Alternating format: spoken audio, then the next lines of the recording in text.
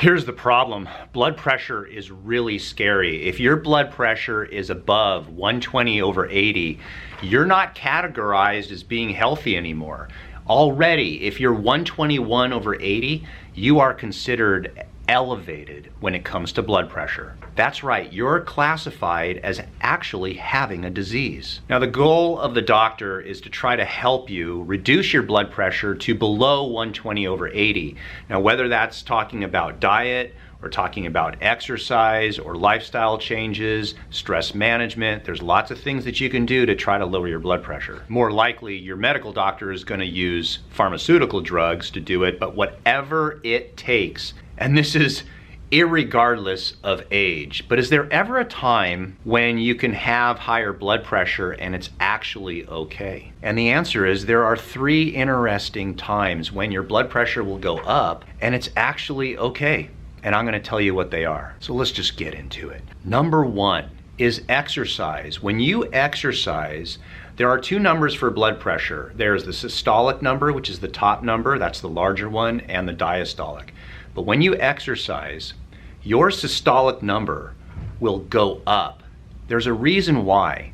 Now, the diastolic number is not going to change hardly at all, but it's the systolic number that concerns people when they exercise, because the number will go up sometimes significantly. If you take your blood pressure when you exercise, you'll be surprised how high your systolic number can get. Now, the reason this is occurring is because if you are exercising, your heart rate is going to increase. Your heart is going to beat faster and it's going to beat stronger. And so in simple terms, what's happening is your muscles need more oxygen and they need more nutrients to supply those things so that you can actually perform the exercise. So as your heart beats and beats harder and faster, think of a blood vessel like a fire hose and more water going through it. As the fire hose expands and more water is going through it in a faster rate, the pressure in that hose is going to increase. That's exactly what's happening to your blood vessels when you exercise. And the answer is yes, it is okay for your blood pressure to go up. You don't want your blood pressure staying the same numbers as when you're resting. The second time that it's okay is laughter. Now, when you're laughing, your heart rate goes up. Again, your blood pressure will go up, usually the systolic number. Now, the third is very interesting because this is controversial, because the common thought now is that everyone, irregardless of their age, should have the same blood pressure, 120/80 or below that. But yet, when they study blood pressure, here's what's interesting. You can get to a certain age where lowering your blood pressure with medication is actually not as beneficial. In fact, over the age of 80, they have found that the higher your blood pressure, the more likely you are going to live longer. So at that age, there's a 40% greater chance of dying if your blood pressure is below 140/90. So if you're at that age and your blood pressure is higher than 140/90, there's a greater chance of you living longer. Now, they don't exactly know why just yet, but the theory is that your blood pressure increases in an effort to deliver more oxygen and nutrients to the rest of your body.